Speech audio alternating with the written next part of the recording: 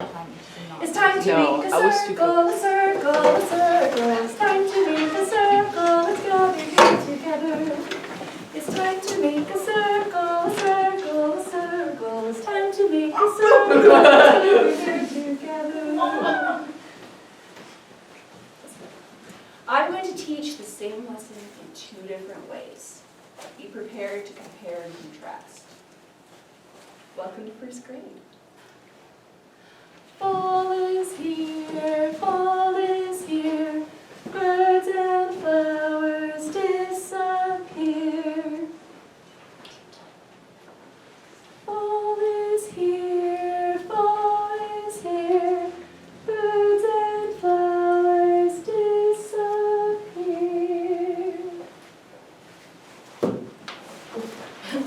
Sing with me. Fall is here, fall is here, birds and flowers disappear. Take off one shoe, put it on the outside of the circle.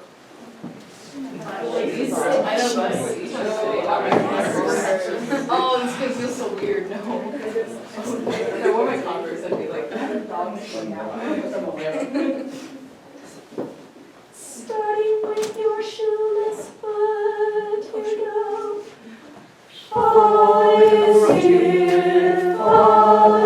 here, birds and flowers disappear. Okay, teacher talk. Why would it be helpful in first grade to have a physical rope? Yeah. I was thinking about. I was gonna say something about the shoes. Oh, we'll get to that. Don't be Okay. worried. Okay, yes. Because we're probably just gonna expand or like shrink the circle. Yes. What were you gonna say, Morgan? Not an actual circle. Absolutely. Yeah, those of you just joining us, find a spot on the road. Okay, talk to me about the shoes. Because so we're all like in step, but kids don't really know left and actually no wait, we could take different shoes off. So, I don't know. I purposefully did not tell you which shoe, Yeah. right or left. That would cause chaos. Right? Doesn't matter which one, just start with the non-shoe one. Here we go. Fall is here, birds and flowers disappear. Away. Keep your shoes where they are. Sit with sticks, sit with sticks. What do? We sit with sticks. Sit with sticks, sit with sticks. What do? We sit with sticks. Right, sit with sticks, sit with sticks. What do? We sit with sticks. What did you notice?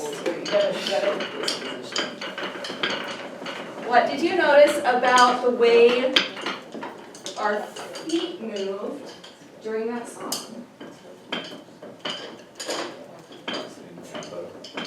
Tempo. What else? Slowly.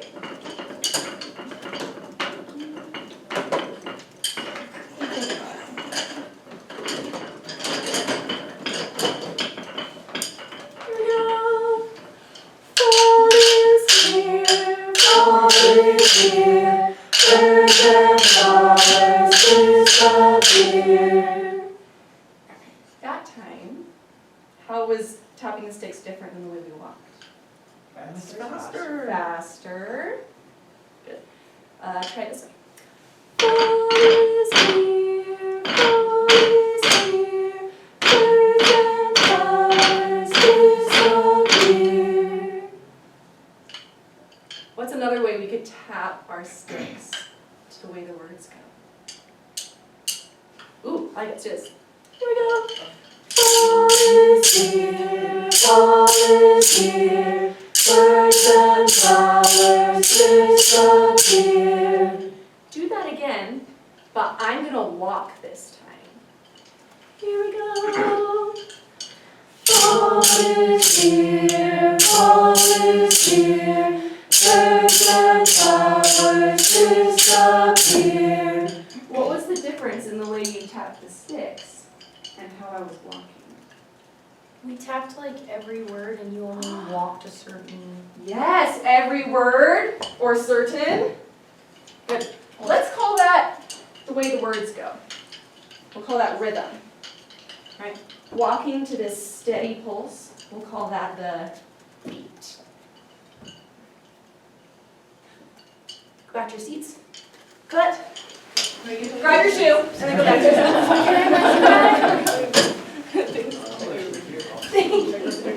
No, I'm so glad I didn't wear my sticks on.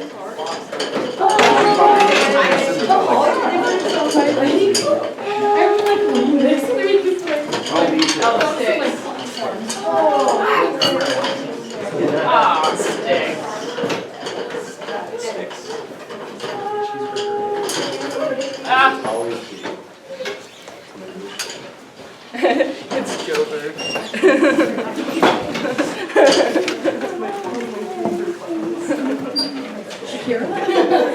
I've always thought it was spelled like J-O-E. Yeah, but this is John and not Joe.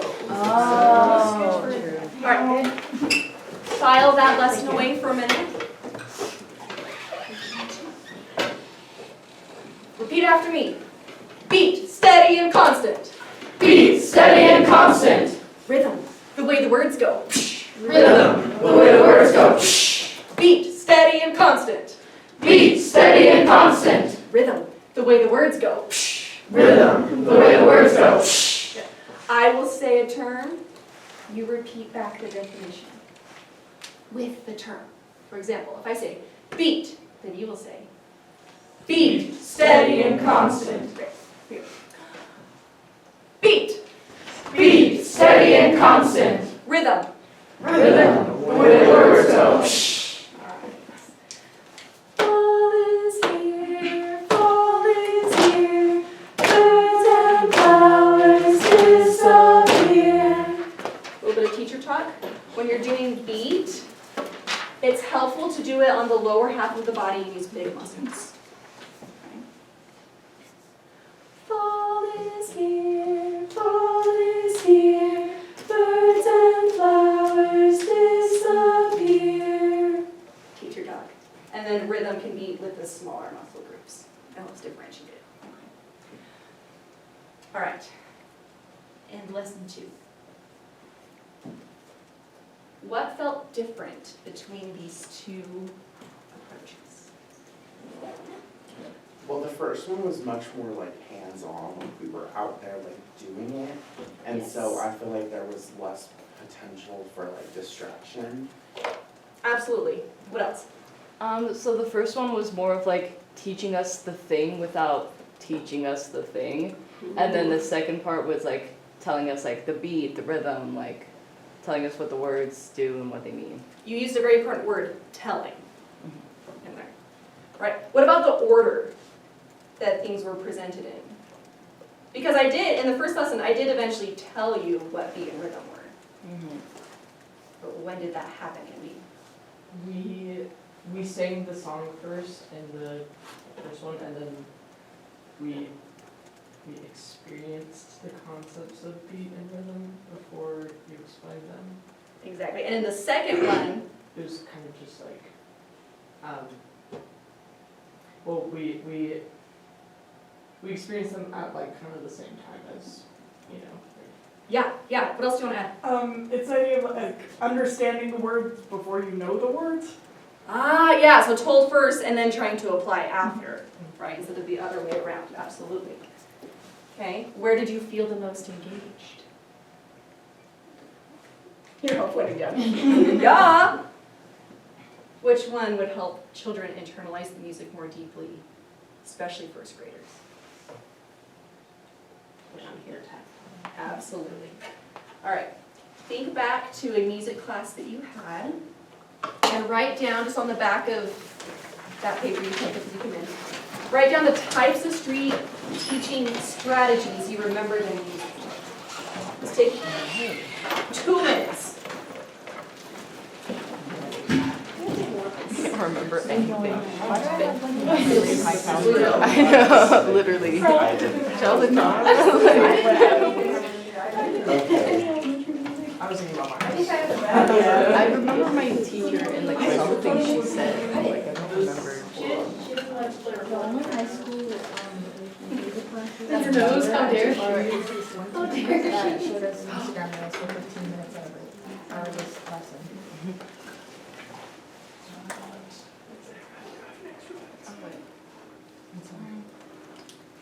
Do you have an extra pencil? I probably do. There's some on that. Imagine if they're not Actually, could pregnant. you? What was one of them? This girl's, thank you so much.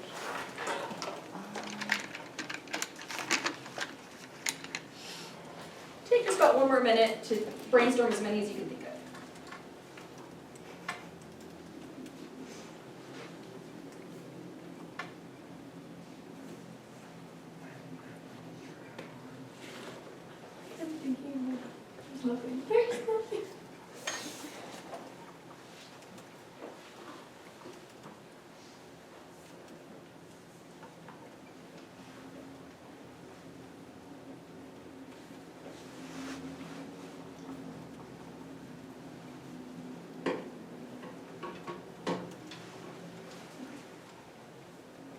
You can keep adding onto that list as you think of things. But based on your prior experience and the experience we just had in class, let's make a pros and cons list of each type of strategy. The first lesson that we had today we're going to call constructivist. Okay. So what are the pros of having a constructivist lesson?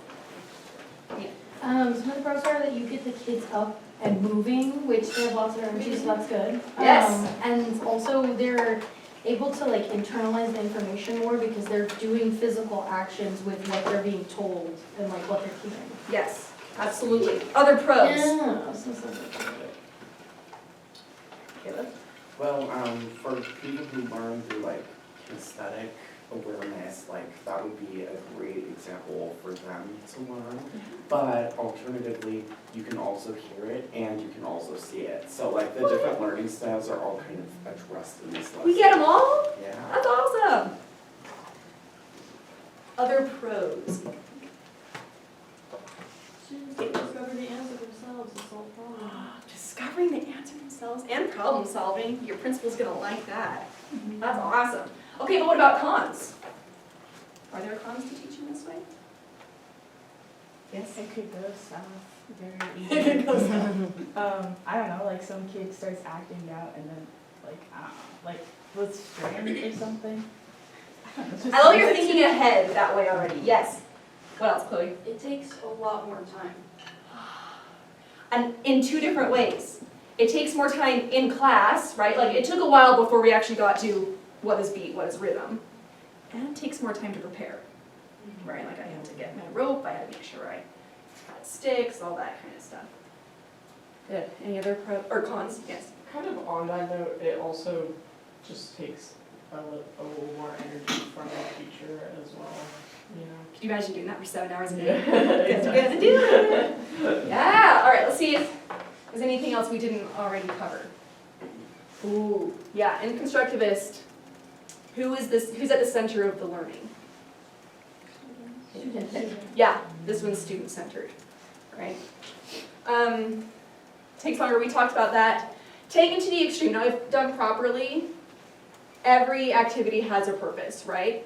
But if you fill up your days with the fun activities and never get to the actual concept, it can turn fluffy. I say that a lot also in ensemble contexts, right, where we spend so much time, ooh, what do you want to add to it? And then we never actually learn how to sound good, right? All right, ooh, what about the behaviorist? That's the second lesson we Can you did. go back really quickly? Sure. Yeah, I'm gonna do that too. Yeah. Wait a minute. Elliot, it's your birthday? Yeah. What? Happy birthday! I got a Facebook notification. Oh. I need to write this down. All right, are we good? Happy birthday. All right. Ooh, behaviorist, that was the second lesson. What are the pros of using a behaviorist? Claire? I was gonna say, I think it's easier to remember like the words because you were saying like the actual vocabulary, rhythm and beat, whereas like this one, I don't know if they would remember the words actually. Love that point. What else? Okay, going off of that, like if you ask it, like after the second lesson, if you asked a kid what's beat, what's rhythm, they could answer you with those words. But like after the first lesson, they could kind of try to explain it, but they couldn't really like exactly. Yeah.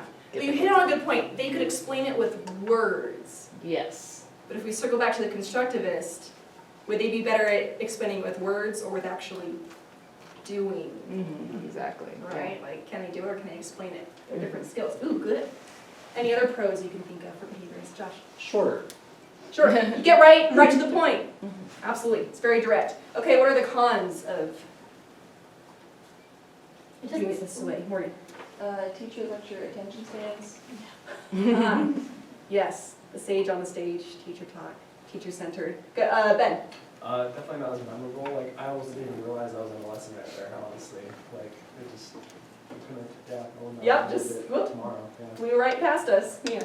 I had something and I forgot it. Oh, no. Okay, well, if you remember, let me know. Yes, Kate? It doesn't address multiple learning styles.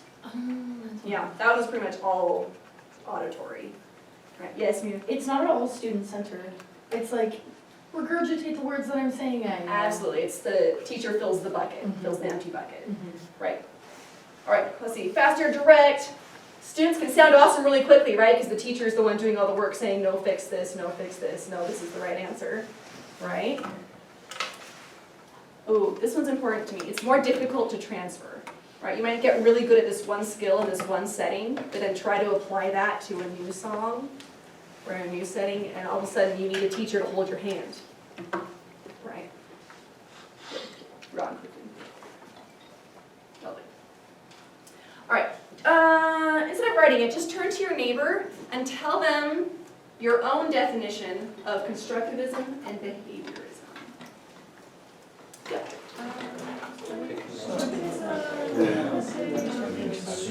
Oh, I guess I should do it slowly. Yeah. No, just like talking. So, like, your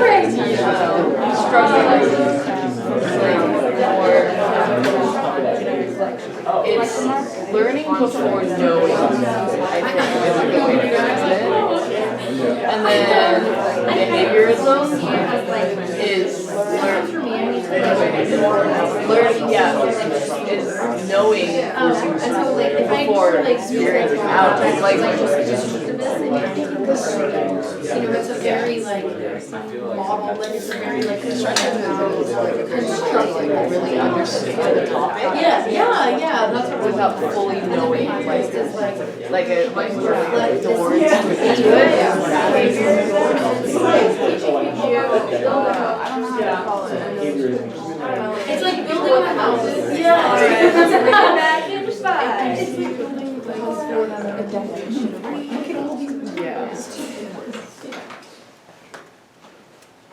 Do you see how your definitions compare to the academic definitions? All right, constructivists.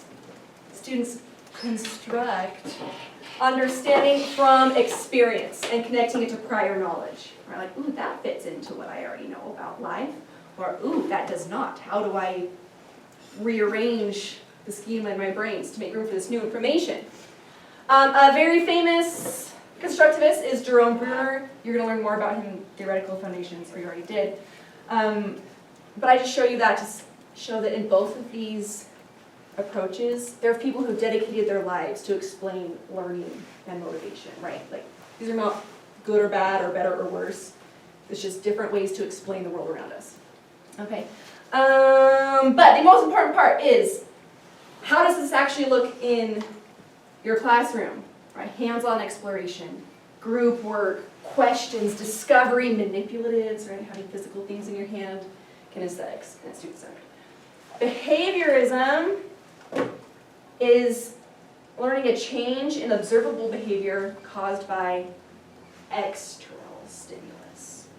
Okay, and again, Skinner, he's pretty big on this. He studied a lot of operant conditioning. It's all about rewards and punishments, right? Here's the thing. It can be positive or negative. I don't want us to think rewards and punishments are like always a bad thing. It's how learning is reinforced, right? Through drills, through direct instruction, through sticker charts, through praise. That is also external stimulation, right? And of course, it's teacher-centered. Does anyone need to take a picture of this?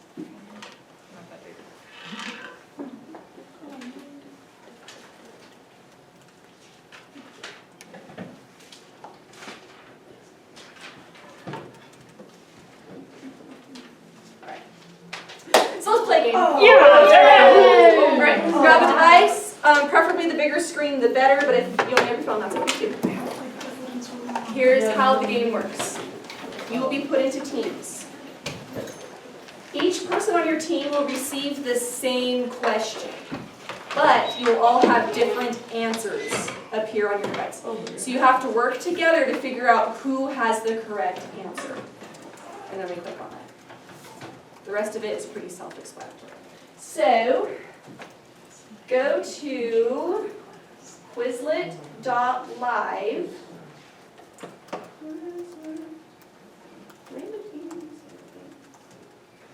And you're going to type in this code right here.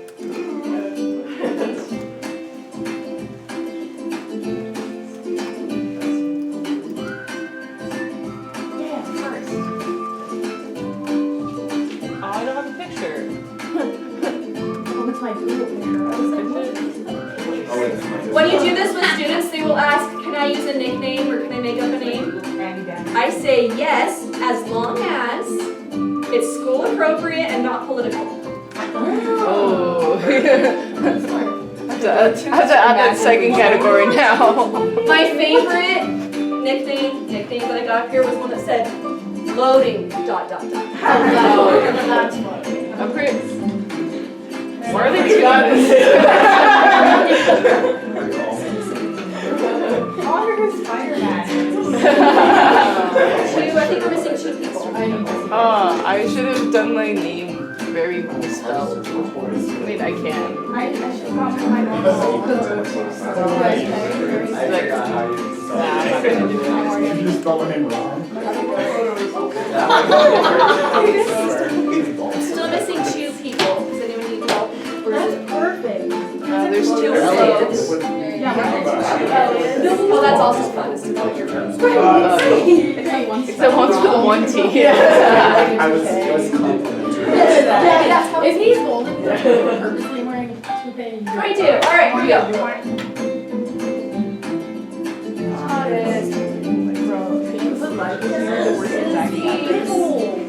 All right, move to be with your team. And you. What did you just do?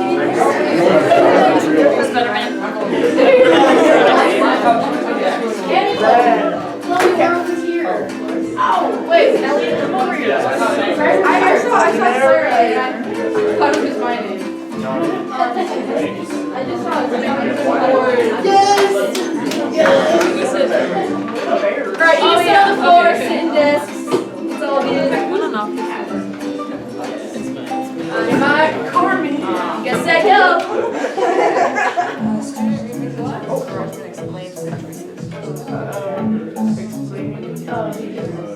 Watch your thing. I have band and choir. Okay, that's Elementary / general?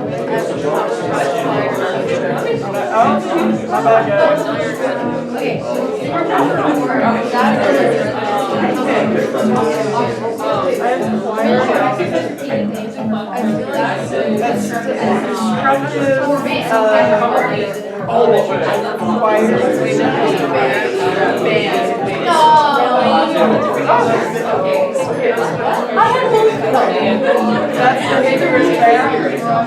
Yes, I'm going right.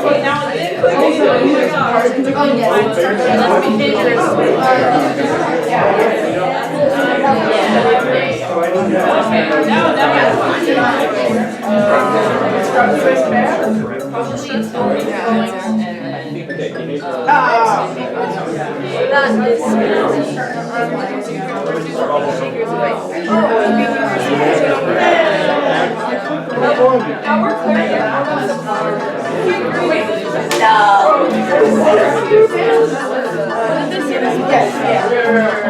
Ostriches are in the lead.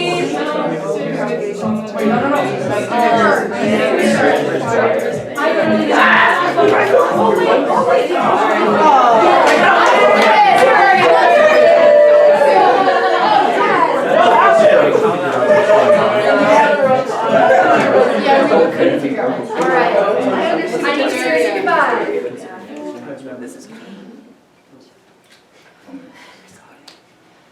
Alright, this time you'll get a new team, but you have to stay where you are.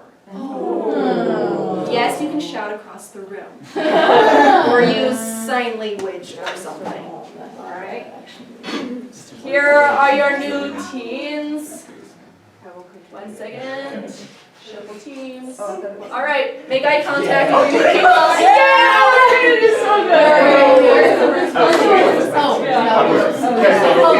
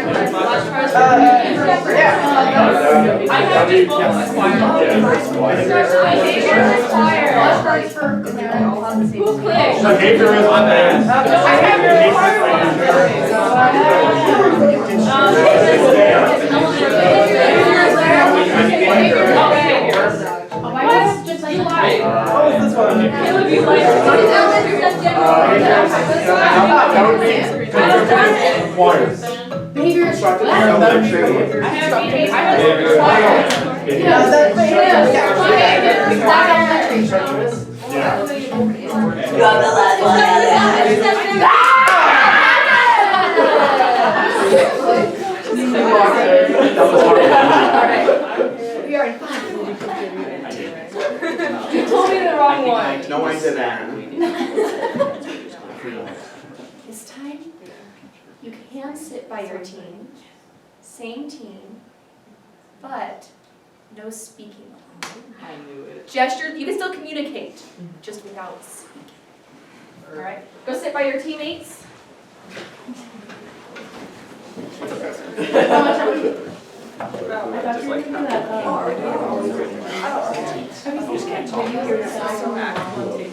We'll just like look over each other's. Okay, I think we have. I saw the first time when we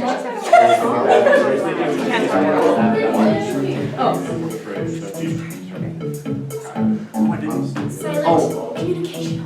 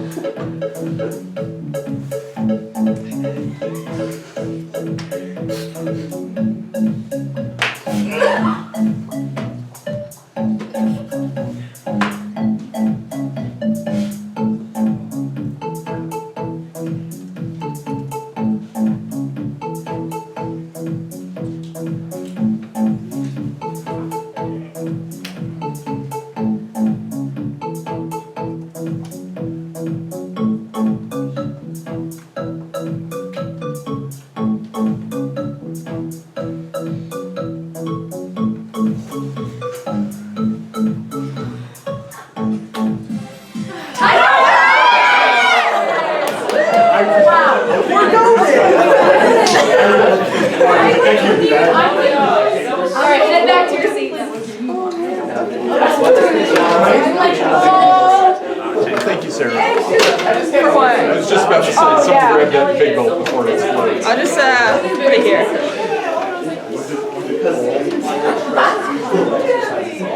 Oh, yeah, actually, we do.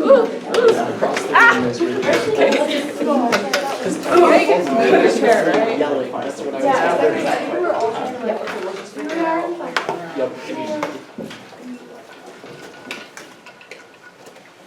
Let's get a little meta before we answer these.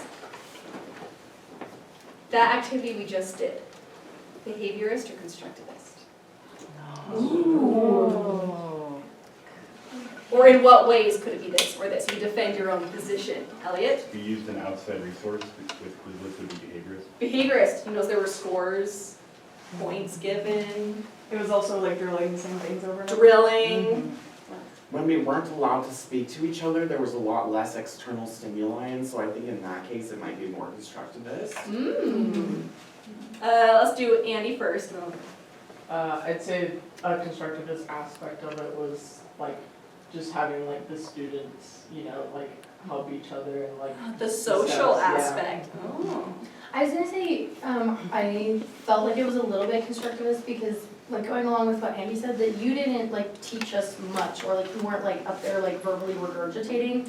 It was us being like, it's this, And figuring it out for yourself. Oh, yes. Did I miss, did you have one? Yeah, but Andy already said it. Oh, good answers, everyone. All right, Chloe. I feel like the leader word is kind of like behaviors.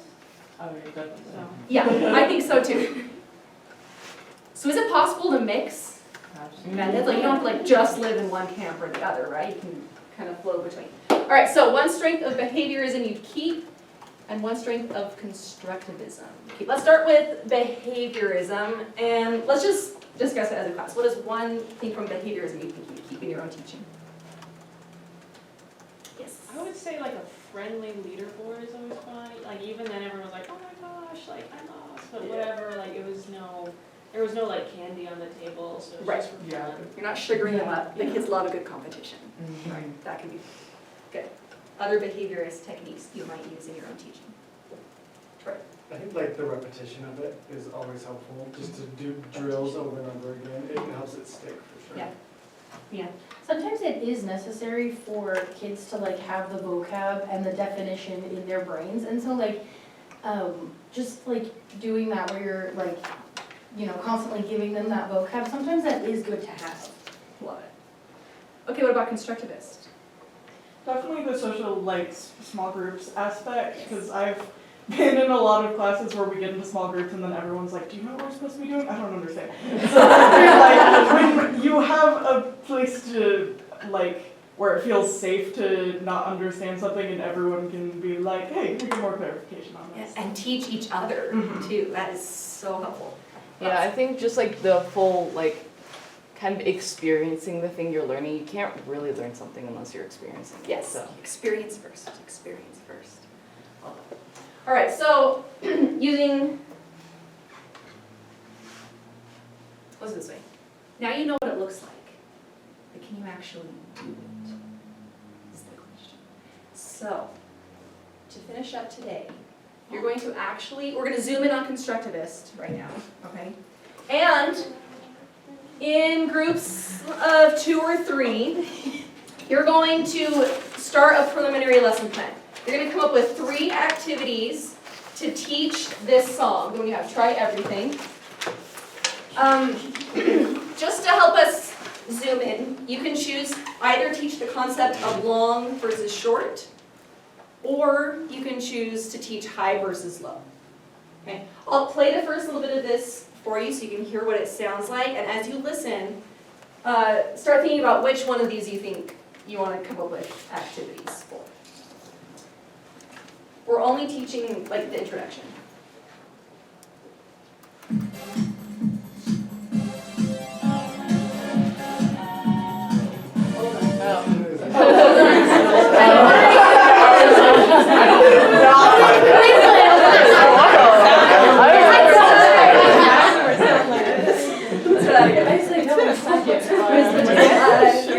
All right, here's what it actually sounds like.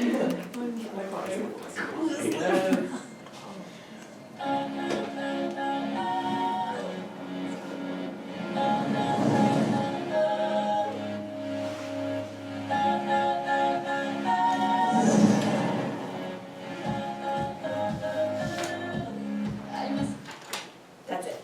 That's as far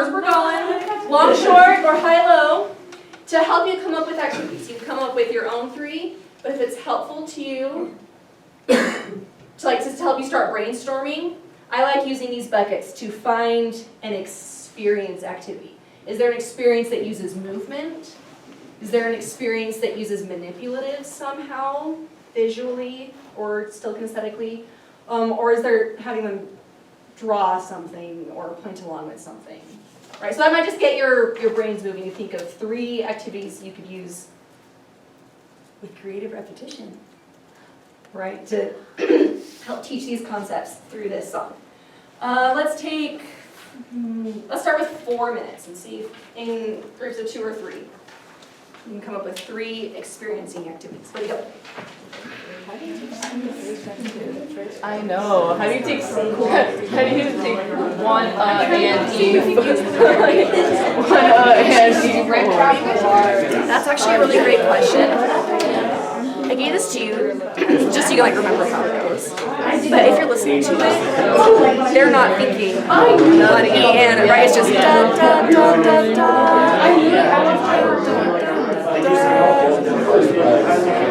Yes, oh yes! I love it. You mentioned something about not saying it's stretching, but what if I don't know, this might be too complicated. People are a beginner band kind of thing when you're learning how to do it. You're teaching people to stretch it out, so it's 1 and 2 and then you do maybe this one, 1, 2, 1, you do 1, 2, 3, 4, 1, 2, 3, 4, 1, 2, 3, 4.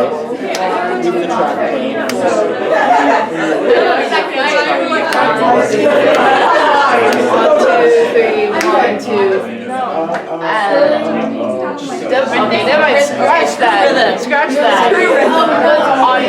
Audio. They just need to hear it to know what it is. Well, I think it's more like wow, English, right?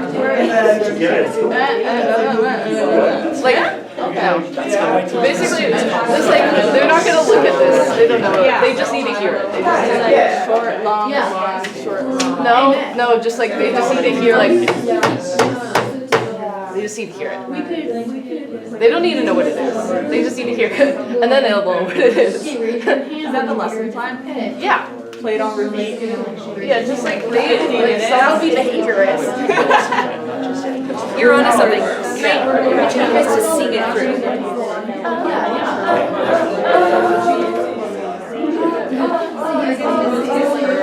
It stays the same. Yeah. Oh, yeah, that one's the same. Now let's start with the movement bucket. Is there a movement that can go along with the short one?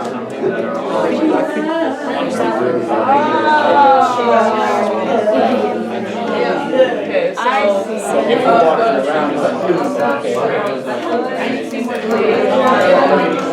and then how can you visualize that? Right. Are there pictures or drawings you can use to help them visualize? yeah, especially with the notes, going up and going down. So are you guys doing long and short or high and low? I think you're confused on that one. You just have to pick one or the other. What? Is your objective to teach long versus short? They can. Or do you want to teach high versus low? Oh, notes. Yeah. Oh, okay. So you just have to pick one and then you stick with it. Oh, okay, the whole thing. I think probably I think you said that. For example, if you want to do the high versus low one, maybe instead of the actions being da da da da da, maybe it's da da da da da. Yeah. Then you gotta stick with the same objective. yeah. Okay. Now I know because I didn't understand the high and low short thing. No. I saw you put it on top of your name.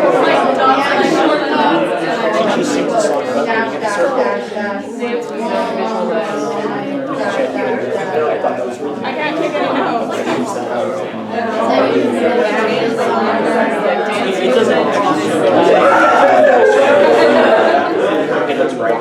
Yes, have them do the dashes and see what they come up with. All right, one more minute. One more minute.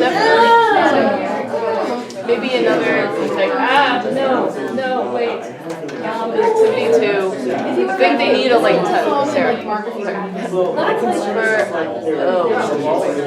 For activity 2, maybe they can, like, touch, hit, like, stuff. To feel the, They don't have to pay tuition. and then, like do that first, and then, you know. And this is also you know, I mean the sticks. represent like what it actually is. Obviously. Different things. You good? Experiment. I'm just trying to figure out where my apple is. Oh, yeah. All right, let's bring the word up.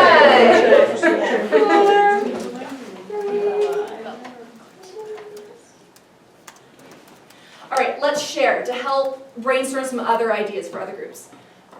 Let's start over here with Caleb's group. Can you just describe one of your activities? Okay, so we were like coming up with like a form of dictation where we would have students draw like short or long lines that move up or down based on what they hear the pitch do, which definitely is a little bit more advanced, but Yes, and why is it more advanced? because you have to be able to hear the pitch and differentiate if it's higher or lower. So this is definitely not like a kindergarten activity. It's probably Yeah, that would be more like later in. Yeah. I see the other reason it's advanced is because they're listening for both rhythm and And pitch, pitch, right? Instead yeah. of just sticking with the one objective. Eventually, we want them to be able to do both at the same time, right? Yeah, so that would be a great, like, later on in the process exercise. Good. Who's in this group? You two. Tell me one of your. We discussed some like moving things, and so one of them was like moving the heads like up, and like go the whatever direction. Or down, or if you're staying the same, just stay level. So to get them an idea of what direction you're going. Yay, movement. Good. What else? I also had a movement one where we like for the long short they could like stomp on the short notes and then jump on the long notes just to kind of like yeah like that. Yeah. I like it. What do we got over here? We had one where like you close your eyes and like scribble on a piece of paper like for like each movement and then like compare your fun little drawings to your friends. Good. Is this for pitch or rhythm? Rhythm. It's like draw the line. Oh, that could be cool. We also had using like sticks on the ground, like hit, trill. Oh, drill to differentiate the long note. Yeah, good. What do we have up here? We had like blocks that the students can like place, be like small blocks for the small rhythms And long ones. Ah, I like the manipulatives. Okay, what do we have back here? So I guess we could also have kind of like the dance movement for like the different short, long things. Yes? Yeah. Love it. Great. What do we have up here? We had shakers, you know, shake, shake, shake, shake, go crazy. I love bringing in instruments to this too. That's key.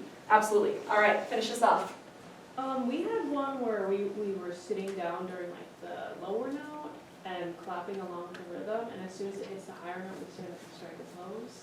It's kind of teaching like the rhythm, and it's also teaching like this is a high note. Ah, yeah. So that's also like this group, right, where you're starting to get into listening for both, right? Both the rhythm and the pitch. Great.